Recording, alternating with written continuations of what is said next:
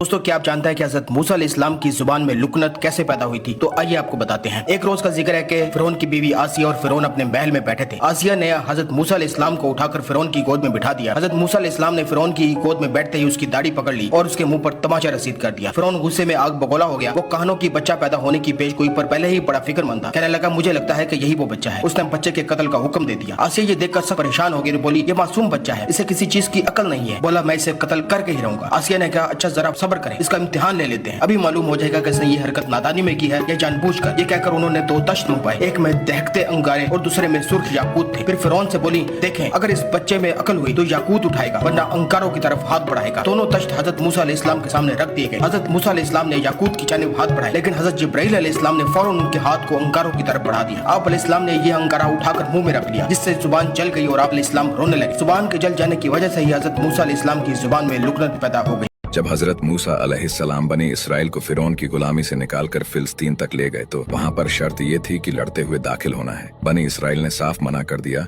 कि आप और आपका रब लड़े। अल्लाह ने बनी इसराइल को 40 सालों तक एक सहरा में भटकाए रखा, जहाँ हजरत मूसा अलैहिस्सलाम पर तौरात नाजिल हुई, जिसमें अल्लाह ने वादा किया था कि मैं इसहाक और इस्माइल की कौमों को अजीम कौमें बनाऊंगा।